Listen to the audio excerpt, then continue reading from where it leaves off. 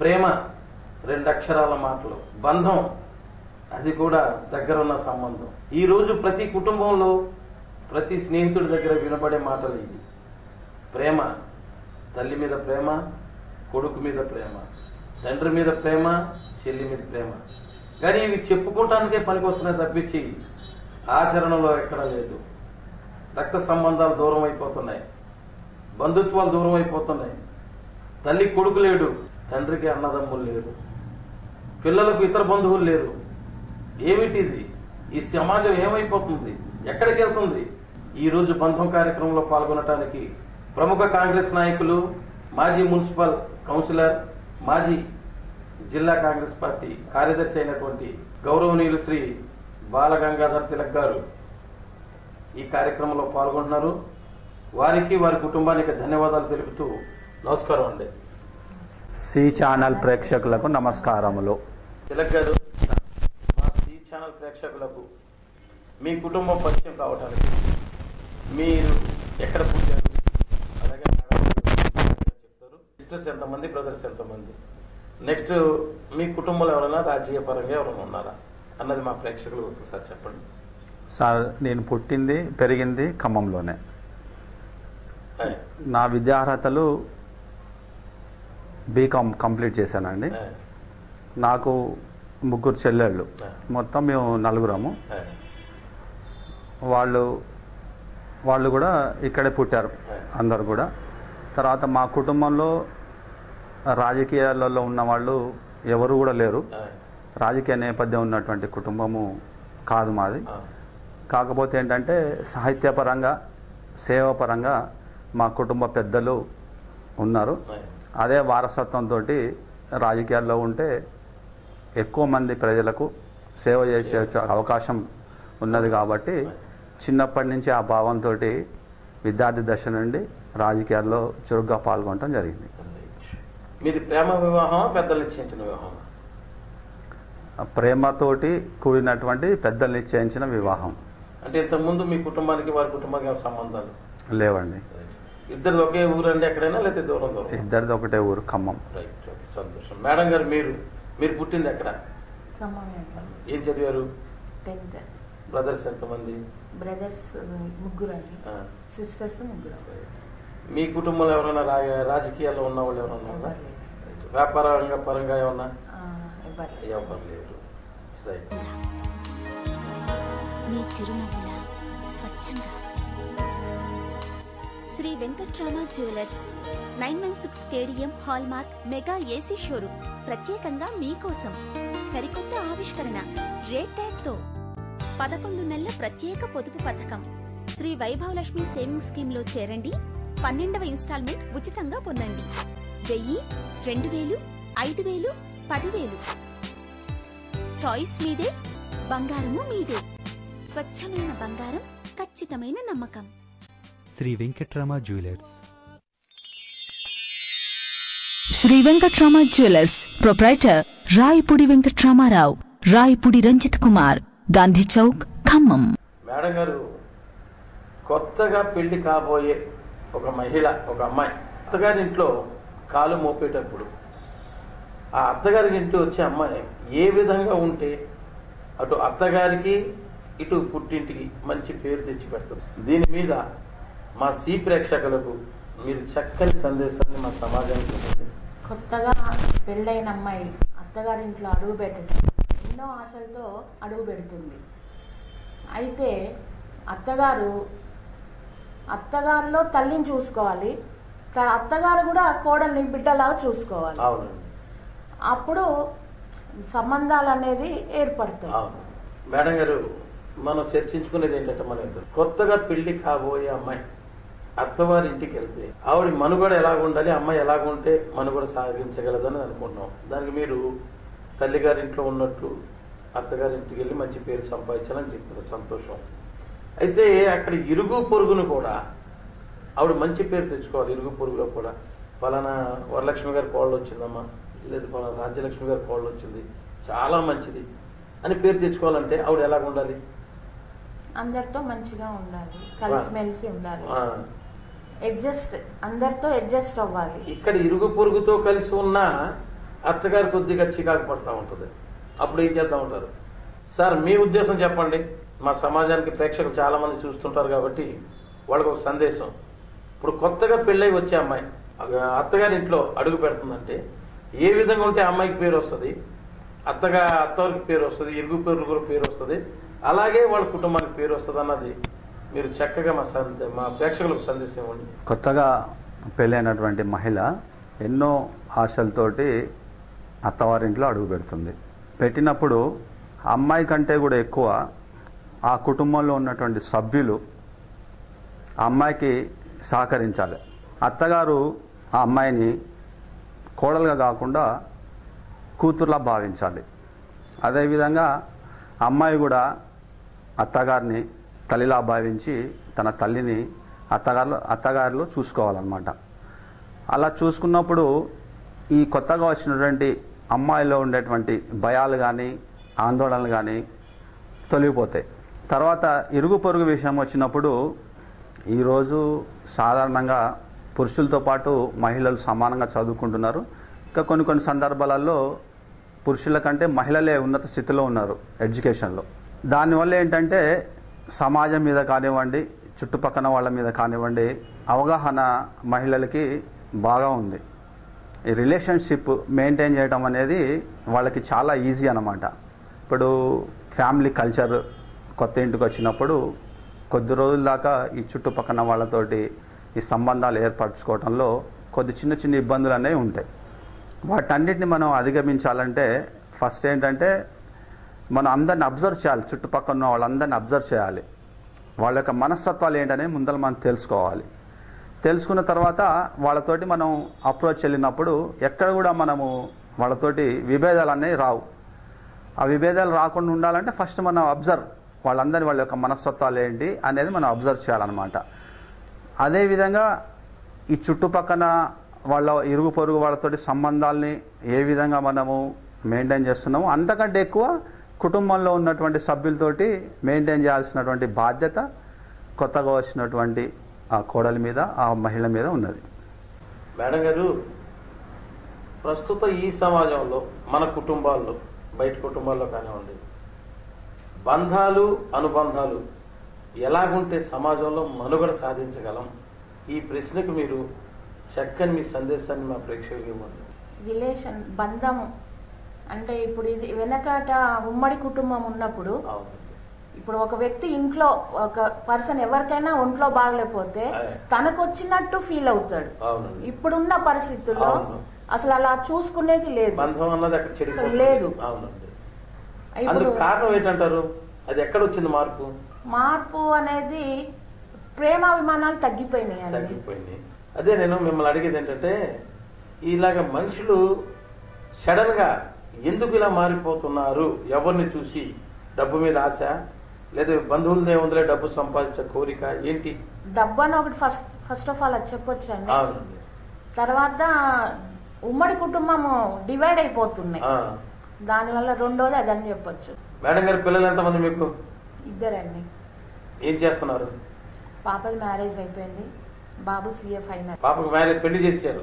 పాపకి ఏంటి నేర్పి పంపారు మీరు? అత్తోరింటికి వెళ్ళింది కదా పాప, ఏమని చెప్పారు పాపకి? అందరితో మంచిగా ఉండాలి, సహజంగా ఉంటారు. ఇక కుటుంబంలో అందరితో కలిసి అందరి దగ్గర మంచి పేరు తెచ్చుకో, భర్తను ఇలా చూసుకోవాలా, అత్తను ఇలా చూసుకోవాలి, మామగారు ఇలా చూసుకోవాలి, అవన్నీ చెప్పారా? చెప్పండి, మా ప్రేక్షకులు చూస్తున్నారు. తిలక్ గారు, కొన్ని ఇళ్లలో ఇద్దరు పిల్లలు ఉన్న చోట, సహజంగా ఇద్దరు పిల్లలు ఉన్నారంటే తల్లిదండ్రులు ఎవరైనా బాగానే చూసుకుంటారు పిల్లల్ని. ఈ మగ పిల్లడు వచ్చేటప్పటికి, వాళ్ళు వృద్ధాప్యం వచ్చేటప్పటికి ఎప్పుడో ఎక్కడో ఒక చోట ఈ మాట వాడుతుంటాడు, నన్ను సరిగా పట్టించుకోలేదు, చూడలేదు. మా చెల్లిని చూశారు, లేదు మా అక్కని చూశారు, నేను సరిగా నన్ను పట్టించుకుంటే హై రేంజ్ లో ఉండేవాడిని అనే భావనతో మాట్లాడుతున్నాడు. అసలు ఈ పొరపాటు అన్నది ఎందుకు అక్కడ వచ్చింది? అది దీనికి కారణం ఏంటి? నాకు తెలిసి ఏ తల్లిదండ్రి కూడా ఇంట్లో ఇద్దరు పిల్లలు ఉంటే, అంటే ఒక ఆడపిల్ల ఒక మగ పిల్ల అనుకుందాం, ఉన్నప్పుడు ఆ ఇద్దరిలో తేడా అనేది ఎట్టి పరిస్థితుల్లో కూడా చూపియ్యరు. కాకపోతే ఏంటంటే పిల్లల్లో ఒకళ్ళకి ఉన్నటువంటి పోటీతత్వం వల్ల ఒక్కొక్క సందర్భంలో అబ్బాయికి అమ్మాయి మీద కానివ్వండి, అమ్మాయికి అబ్బాయి మీద కానివ్వండి, మా తల్లిదండ్రులు నాకంటే ఎక్కువ ప్రేమ, ఆప్యాయత, అభిమానం వాళ్ళ మీద చూపిస్తున్నారు అనే భావన కలుగుతుంది ఈ రోజులలో. అయితే ఒక చిన్న ఉదాహరణ చెప్తా. అసలు ఏంటంటే ఈ సంబంధాలు, బంధం అంటే గతంలో అంటే ఒక 6 సంవత్సరాల క్రితము అంటే ప్రపంచ జనాభాలో అత్యధిక శాతం చైనా నుంచి ఉంది, మనకు తెలుసు. ఆ యొక్క జనాభాని కంట్రోల్ చేయాలంటే ఒక ఉద్దేశంతో చైనా ప్రభుత్వం ఒక కఠినమైనటువంటి ఒక చట్టాన్ని తీసుకొచ్చింది. అదేంటంటే ఒక కుటుంబానికి ఒకలే పిల్లలు, ఆడ కానివ్వండి మగ కానివ్వండి, కంపల్సరీ ఆపరేషన్ చేయించుకోవాలి, లేకపోతే క్రైమ్ అన్నమాట, నేరం, శిక్ష అన్నమాట వాళ్ళకి. అలా ఇంప్లిమెంటేషన్ చేసిన తర్వాత వాళ్ళు ఏ కుటుంబంలో చూసినప్పటికీ కూడా ఒక్కళ్ళే పిల్లలు, ఒక ఆడపిల్ల కానివ్వండి మగ పిల్లగాడు కానివ్వండి. కొన్ని రోజుల తర్వాత పిల్లల్లో నేరతత్వం పెరిగిపోయింది. అసలు ఎందుకు పిల్లల్లో నేరతత్వం పెరిగిపోతుందనే ఆలోచనతో వాళ్ళు ఒక పరిశోధన చేశారు. ఆ పరిశోధనలో తేలింది ఏంటంటే తల్లిదండ్రులతోటి కాకుండా కుటుంబంలో ఒకళ్ళు కాకుండా 2 పిల్లలు ఉన్నప్పుడు వీళ్ళ యొక్క బాధల్ని కానివ్వండి, సంతోషాన్ని కానివ్వండి షేర్ చేసుకునేటప్పుడు అవకాశం ఉండటం వల్ల వాళ్ళకి ఏదైనా ఇబ్బంది కలిగితే ఆ ఇబ్బంది పక్కన ఉన్నటువంటి సోదరుతోటి కానీ షేర్ చేసుకోవటం వల్ల ఆ యొక్క బాధ తగ్గిపోతుంది అన్నమాట. అంటే ఒక చిన్న ఉదాహరణ, స్నేహితుడితోటి కానీ, ఆత్మీయుడితోటి కానీ, బంధువుతోటి కానీ మన బాధని పంచుకుంటే ఆ బాధ సుగం అవుతుంది. అదేవిధంగా మన సంతోషాన్ని పంచుకుంటే అది రెట్టింపు అవుతుంది అన్నమాట. ఆ యొక్క విధానం లేకపోవటం వల్ల నేరతత్వం పెరిగిపోయింది అనేది ఒకటి ఆలోచనకి వాళ్ళు వచ్చి, నిర్ధారణకు వచ్చి మళ్ళీ ఆ యొక్క చట్టాన్ని సడలించారనమాట. అంటే ఎట్టి పరిస్థితులలో మన కుటుంబంలో 2 అనేది ఉండాలి. అదేవిధంగా ఇప్పుడు మనం ఏదైతే ఆలోచన చేస్తున్నామో అంటే ఒకళ్ళ మీద ఒకళ్ళకి ఇట్లా మాటలు అంటారు, ఇలా జరుగుతుందనేది అది కూడా సహజమే. ఎందుకు అబ్బాయిలు ఇలా అంటారు, అమ్మాయిల మీద ఎక్కువ ప్రేమ చూపిస్తున్న భావం ఎందుకు వస్తుందంటే ఇది సహజం. ఇది ఒక అమ్మాయికి వెనకడైతే 13 ఏళ్ళకి, 14 ఏళ్ళకి, 15 ఏళ్ళకి పెళ్లి చేసి పంపించేవాళ్ళం. ఇప్పుడు కాలం మారిపోయింది. కాలానుగుణంగా స్త్రీలు కూడా ఎక్కువ విద్య అవలంబిస్తున్నారు, ఉన్నత స్థితికి చేరుకుంటున్నారు. కాబట్టి ఇంకా 20 సంవత్సరాలు, 22 సంవత్సరాలు, ఇంకా కొన్ని కుటుంబాలు 20 సంవత్సరాలకి మనం పెళ్లిళ్ళు చేసి అత్తగారింటికి పంపిస్తున్నాం. అంటే ఎప్పటికైనా ఆడపిల్ల మన ఇంటి నుంచి వేరే ఇంటికి వెళ్ళిపోతుంది, కానీ మగపిల్లగాడు మన ఇంట్లోనే ఉంటాడు. పెళ్లి చేసిన తర్వాత కోడలు వాళ్ళ పిల్లలు కూడా మనతో పాటే ఉంటారు. మన ఇంటి నుంచి వేరే ఇంటికి పోయే ఆడపిల్ల మీద సహజంగా ఒక రకమైనటువంటి ప్రేమ, ఆప్యాయత అనేది ఉంటుంది. అంత మాత్రం చేత మనం కొడుకుని తక్కువ చూస్తామని కాదు, చూడాలని కాదు. ఆ క్రమంలో ఏంటంటే మగవాళ్ళకి నాకంటే ఎక్కువ ఆడపిల్లల్ని ప్రేమగా చూశారు, అభిమానంగా చూశారనే భావం కలుగుతుంది. ఎట్టి పరిస్థితులలో కూడా నాకు తెలిసి ఏ తల్లిదండ్రి కూడా కుటుంబంలో 2 పిల్లలున్నా, 3 పిల్లలున్నా, ఎంతమంది ఉన్నా కూడా అందరినీ సమానంగా చూస్తారు. అందరినీ ఉన్నత స్థితికి తీసుకుపోవాలి, వాళ్ళకి సమాజంలో మంచి గుర్తింపు, పేరు, ప్రతిష్టలు రావాలనే ఆలోచనతో ప్రతి తల్లిదండ్రులు ఉంటారు. మేడం గారు, మీ పూర్తి పేరు చెప్పండి. విజయలక్ష్మి. ఎవరు పెట్టారు ఈ పేరు? మా అమ్మ. ఉన్నారా? అమ్మ నాన్నగారు ఎక్కడ ఉన్నారు? నాన్నగారు లేరండి, అమ్మ. ఎక్కడున్నారు? ఖమ్మమే. ఖమ్మంలో ఉన్నారు. ఎప్పుడైనా వెళ్తుంటారా? వెళ్తాను. రోజు వెళ్తారా? లేదు. ఫోన్లో మాట్లాడుతుంటారా? ఏం మాట్లాడతారు? అమ్మ ఆరోగ్యం ఎలా ఉంది, ఆరోగ్యం జాగ్రత్తగా చూసుకో, టైంకి భోంచేయాలి. మీలాగే ప్రతి కూతురు తల్లిదండ్రులతో మాట్లాడుతుంటుందా? మాట్లాడాలి. అసలు మాట్లాడే వాళ్ళు ఉన్నారా? మీ దృష్టిలో మీరు మీ ఇరుగు పొరుగుని చాలా మంది చూస్తారు కదా, ఆ విధంగా ప్రవర్తించే వాళ్ళు ఉన్నారా లేదా? ఒకవేళ లేకపోతే తల్లిదండ్రులను చూడాలి కాబట్టి ప్రతి మహిళ ఏ విధంగా ఉండాలనుకుంటుంది నాకు చెప్పండి. ప్రతి మహిళ తల్లి సంప్రదించాలి, భవిష్యత్తులో ఎలా ఉండాలి, ఏం చేయాలి, తనది చూసుకోవాలి, తల్లిది కూడా చూసుకోవాలి. మీకు అత్తగారు ఉన్నారా? బాగా చూస్తున్నారా? మంచిగా.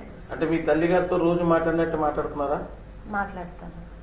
అది నాకు కనపడలేదు. ఇప్పుడు ఇప్పుడు మీ అత్తగారితో మాట్లాడినట్టు ఇప్పుడు మాట్లాడాను కదా. అది ఏముంది, ఊరు ఎవరిని పంపొద్దన్నారు కానీ మీరు జాగ్రత్త కూర్చోండి, మీకు ఎవరు కాఫీ కావాలా, లేదా టీ పంపనా, లేదా టిఫిన్ పంపనా?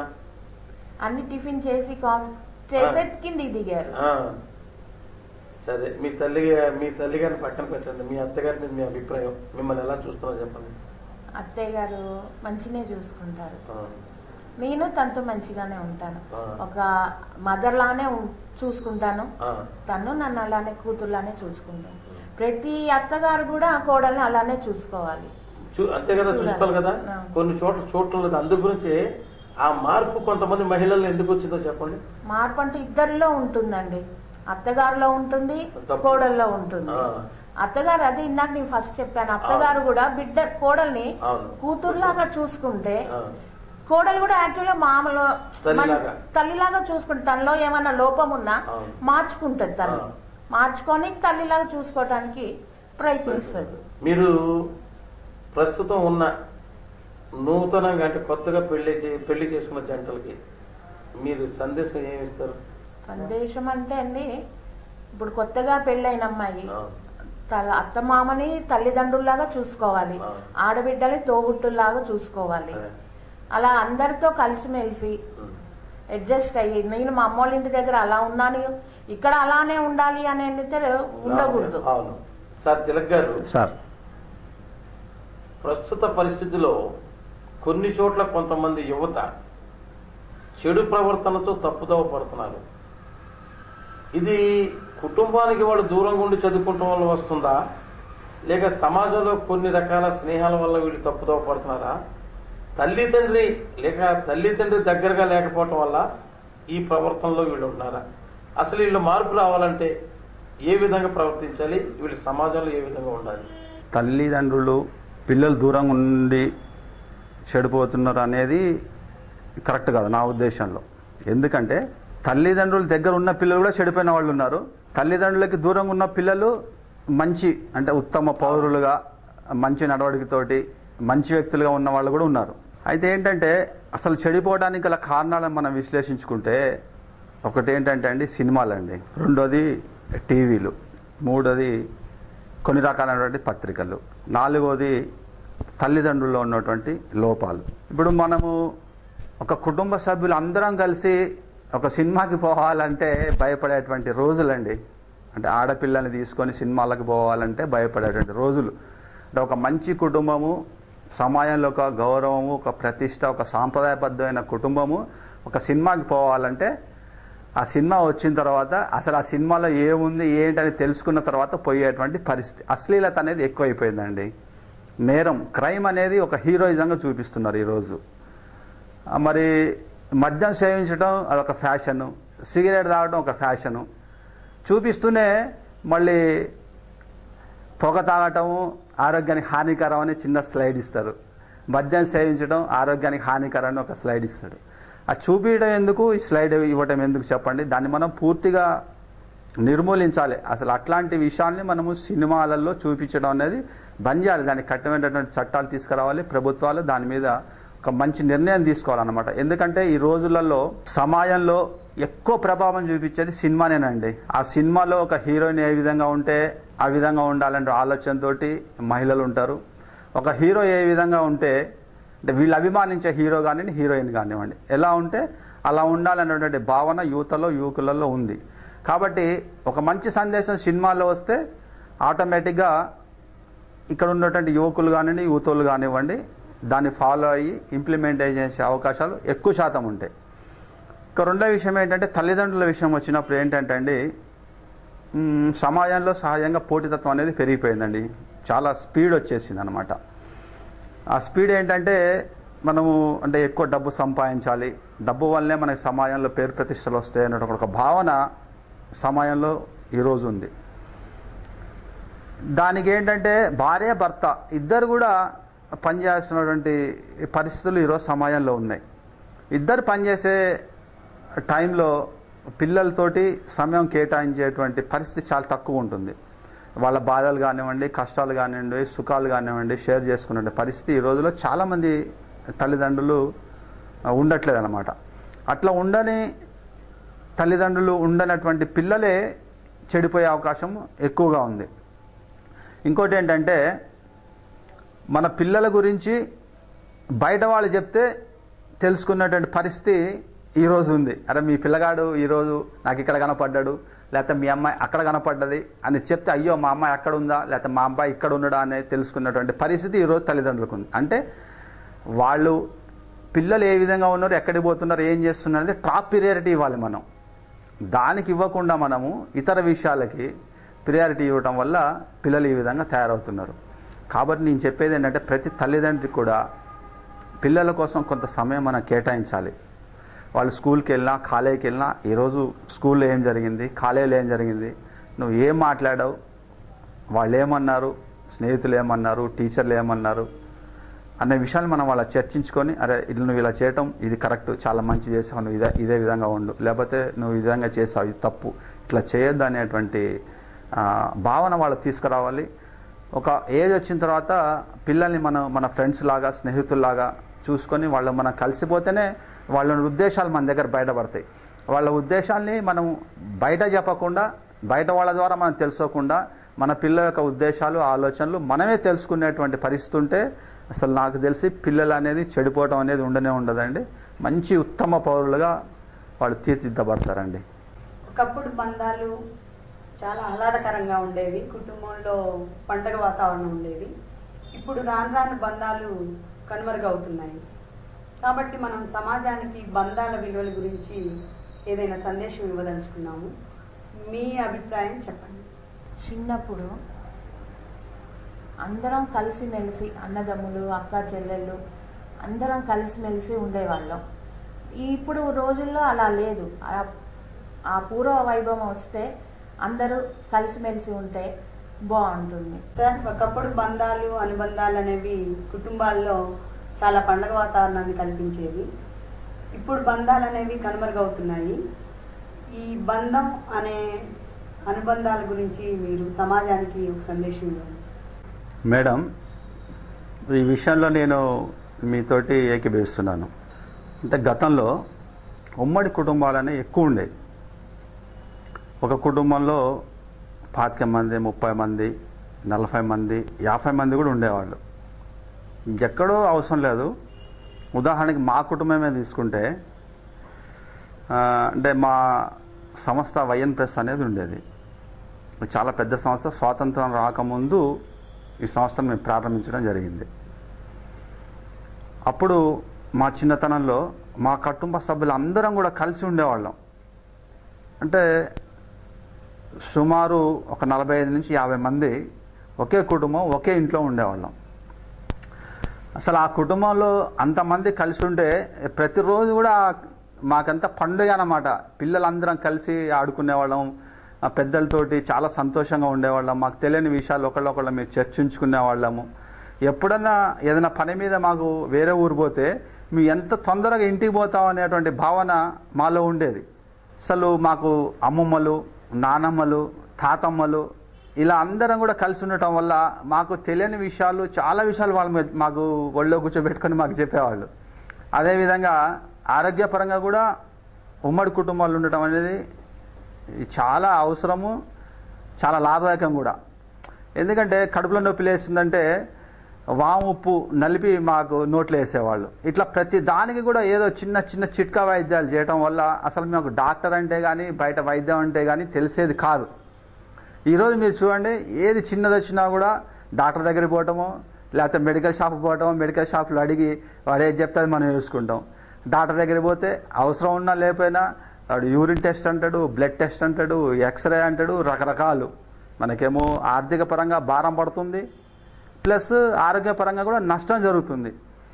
ఇలా మనకి అంటే ప్రేమ అభిమానాలు ఉంటాయి, ఆరోగ్యం బాగుంటుంది, మనిషి కూడా సంతోషంగా ఉంటాడు. అంటే కాలానుగుణంగా ఉమ్మడి కుటుంబాలన్నీ విచ్ఛిన్నమైపోయి ఇండివిజువల్ ఫ్యామిలీస్ అంటే ఒక భార్య భర్త 2 పిల్లలు మాత్రమే ఉండేటువంటి కుటుంబాలు ఈరోజు మనం ఎక్కువగా చూస్తున్నాం. మనం ఉమ్మడి కుటుంబాలు కూడా ఉన్నాయి, కానీ చాలా అరుదు. అంటే కొన్ని ఫ్యామిలీస్లో ఇప్పుడు మార్వడీస్ కానివ్వండి, ముస్లిమ్స్ కానివ్వండి, ఇలా కొంతమంది వైశ్యాస్, కొంతమంది బ్రాహ్మిన్స్, ఇట్లా కొన్ని సామాజిక వర్గాలలో ఈరోజు ఉమ్మడి కుటుంబాలు ఉన్నాయి. అలా ఉన్నటువంటి ఉమ్మడి కుటుంబాలలో బంధాలు, ప్రేమలు, ఆప్యాయతలు, అనురాగాలని ఎక్కువగా ఉంటున్నాయి. ఇండివిజువల్ ఫ్యామిలీస్లో ఒకళ్ళకొకళ్ళు సంబంధాలు తక్కువైపోయి మనం ఏంటంటే ఈ పోటీ ప్రపంచంలో డబ్బులు ఎక్కువ సంపాదించాలి, డబ్బుకే ప్రాధాన్యత ఇచ్చి చేయటం వల్ల ఈ బంధాలు, ప్రేమలు, అభిమానాలు అనేవి తగ్గిపోతున్నాయి. అయితే అన్నిటికంటే ముఖ్యమైనది ఏంటంటే మనిషి సుఖంగా, సంతోషంగా ఉండాలి. డబ్బులు అనేది బ్రతకడానికి, మనిషి జీవించడానికి డబ్బులు అవసరమే. అంత మాత్రం చేత జీవిత గమ్యం అనేది డబ్బు సంపాదన అనేది ఉండకూడదు. అలా ఉన్నప్పుడు కంపల్సరీ ఇండివిజువల్ ఫ్యామిలీస్లో కూడా ప్రేమ, అభిమానాలు ఉండే అవకాశం ఉంటుంది. ఏమైనప్పటికీ కూడా ఉమ్మడి కుటుంబాలు ఉంటేనే ఆ ప్రేమ, అభిమానాలు అనేవి ఎక్కువగా ఉంటాయి. తెలియని విషయాలు ఎక్కువ పెద్దవాళ్ళ నుంచి తెలుసుకునేటువంటి అవకాశం ఉంటుందనేది నా ఆలోచన. తిలక్ గారు, దుర్గా గారు చెప్పండి. మీ రాజకీయ ప్రవేశం ఎలా జరిగిందండి? రాజకీయ ప్రవేశం వాస్తవంగా ఏంటంటే మా కుటుంబము వ్యాపారపరమైనటువంటి కుటుంబం, వ్యాపార నేపథ్యం ఉన్నటువంటి కుటుంబం అన్నమాట. అయితే మా కుటుంబంలో ఉండే పెద్దలు, మా తాతగారు కానివ్వండి, మా నాన్నగారు కానివ్వండి, వ్యాపారం చేసుకుంటూనే సేవా కార్యక్రమాలు చురుగ్గా ఉండేవాడు అనమాట. ఉదాహరణకి మా తాతగారు ఎర్ర విశ్వనాథం గుప్తా గారు నా చిన్నతనంలో ఒక పాండురంగ భజన మండలి అనే ఒక సంస్థను ఏర్పాటు చేసి, ఆ పాండురంగ భజన మండలి మందిరం అంటారు అనమాట. దాని ద్వారా ఆహార వస్తువులన్నీ సేకరించి నెలకి ఒక రోజు, ఒక సందర్భంలో నెలకి 2 రోజులు, ఒక సందర్భంలో నెలకి 4 రోజులు వచ్చిన ఆహార పదార్థాలని బట్టి అన్నదాన కార్యక్రమాలు చేసేవాళ్ళు. ఆ చిన్నతనంలోనే నాలో స్ఫూర్తి కలిగింది. మనం ఏంటంటే మనిషి జీవితం అంటే మన కోసం మనం బ్రతకడం కాదు, ఇతరుల కోసం మనం బ్రతకాలి అంటే ఒక ఆలోచన నాకు ఆ చిన్నతనంలోనే నాకు బీజం పడ్డది. దాన్ని దృష్టిలో పెట్టుకొని అదేవిధంగా మా నాన్నగారు కూడా, ఇప్పుడు కూడా మా నాన్నగారికి 75 సంవత్సరాలు. ఈ వయసులో కూడా మాకు వాసవి కన్యకా పరమేశ్వరి దేవాలయంలో ఒక ఉచిత హోమియో వైద్యశాల ఉంది. మా నాన్నగారు డాక్టరు. దాంట్లో ఇప్పటికి కూడా రోజు వచ్చేటువంటి పేషెంట్స్కి ఉచితంగా ట్రీట్మెంట్ ప్లస్ మెడిసిన్స్ కూడా ఫ్రీ అనమాట. ఎంతమంది వచ్చినా కూడా ₹1 కూడా తీసుకోకుండా వాళ్ళకి సేవ చేస్తున్నారు. మా నాన్న 75 సంవత్సరాల్లో కూడా రోజు సాయంత్రం 5 గంటలకు పోయి 8 గంటల దాకా అక్కడే ఉండి కొంతమంది ఫ్రెండ్స్ని, డాక్టర్స్ని మొత్తం కలెక్ట్ చేసుకొని వాళ్ళందరూ కలిసి ఒక టీమ్గా ఉండి సర్వీస్ చేస్తున్నారు అనమాట. ఆ స్ఫూర్తి నాకు రాజకీయాల్లోకి పోవాలనే తలంపు కలిగించింది. ఎందుకు రాజకీయాల్లోకి పోతే ఎందుకనంటే రాజకీయాల్లోకి వెళ్తే ఇంకా ఎక్కువ మందికి ఎక్కువ సేవ చేయడం, ఎక్కువ మందికి ఎక్కువ ఉపయోగపడతాయన్నటువంటి ఆలోచనతోటి నేను రాజకీయాల్లోకి వెళ్ళడం జరిగింది. అదే స్ఫూర్తితోటి చిన్నతనం నుంచి నేను విద్యార్థి దశ నుంచి కూడా స్కూల్లో ఉన్నప్పుడు క్లాస్ లీడర్గా ఉండేవాడిని.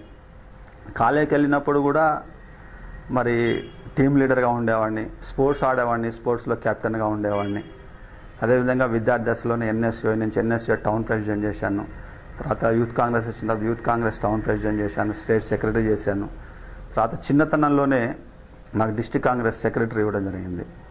సంబాన్ చంద్రశేఖర్ గారు మాజీ మంత్రివర్యులు, వారు డీసీసీ ప్రెసిడెంట్ ఉన్నప్పుడు మొత్తం 49 మందితోటి జిల్లా కాంగ్రెస్ కమిటీని వేయటం జరిగింది. ఆ కమిటీ మొత్తంలో కూడా చిన్న వయసు నాదే, అయినప్పటికీ కూడా పెద్ద బాధ్యతలు నాకు ఒప్పచెప్పారు చంద్రశేఖర్ గారు. ఎన్నో కార్యక్రమాలు నా చేతి మీద చేయించడం జరిగింది. కాంగ్రెస్ ఆఫీస్ బాధ్యతలు మొత్తం కూడా నాకే ఒప్పచెప్పేది. అయినప్పటికీ కూడా పెద్దల స్ఫూర్తి వల్ల, భగవంతుడి దయ వల్ల నాకు ఇచ్చినటువంటి బాధ్యతలన్నింటినీ కూడా సమర్థవంతంగా నేను నిర్వర్తించాను. ప్రజలకు ఉపయోగపడ్డా, పార్టీకి ఉపయోగపడ్డా. అదేవిధంగా తల్లిదండ్రులకి, మా కుటుంబ సభ్యులందరికీ కూడా మంచి పేరు ప్రతిష్టలు తీసుకొచ్చి నాకు నేను కూడా చాలా సంతృప్తి చెందాను. తిలక్ గారు, మేడం, ఈ బంధం అనే కార్యక్రమం మీ ఇంట్లో నిర్వహించడం జరిగింది. ఓకే. ఈ బంధం అనే కార్యక్రమం మీద మా సి ఛానల్ ప్రేక్షకులకి మీరు చక్కటి సందేశం ఇవ్వవలసిందిగా కోరుతున్నాను. ఓకే. ముందుగా ఈ బంధం అనేటువంటి కార్యక్రమాన్ని మా ఇంట్లో మీరు నిర్వహించినందుకు సి ఛానల్ యాజమాన్యానికి, మీకందరికి కూడా ప్రత్యేకమైనటువంటి కృతజ్ఞతలు, ధన్యవాదాలు తెలియజేసుకుంటున్నాను. అదేవిధంగా ప్రేక్షకులకు కూడా హృదయపూర్వక నమస్కారాలు, కృతజ్ఞతలు తెలియజేసుకుంటున్నాను. చాలా చక్కటి కార్యక్రమం ఈరోజు ప్రేక్షకుల ముందు మీరు ఏర్పాటు చేశారు. ఎందుకంటే ఇప్పటిదాకా మనం చర్చించుకున్నాం, సమాజంలో బంధాలు అనేవి తగ్గిపోతున్నాయి, ప్రేమ అనురాగాలు ఆత్మీయతలు అనేవి తగ్గిపోతున్నాయి. కుటుంబంలో ప్రేమ ఆత్మీయత అనురాగాలు పెరగడానికి ఈ కార్యక్రమం ఒక చక్కని వేదిక అవుతుంది. ఎందుకంటే ఈ కార్యక్రమాలు మీరు చాలా చోట్ల నిర్వహిస్తున్నారు, స్టేట్ లెవెల్లో కూడా ఇవి వస్తున్నాయి. దీన్ని చూసి ప్రజలందరూ కూడా ఒక మంచి ప్రేమ అభిమానం ఆప్యాయత అనురాగాలు ఉన్నటువంటి కుటుంబాలుగా వాళ్ళ కుటుంబాలను తీర్చిదిద్దుకుంటారు.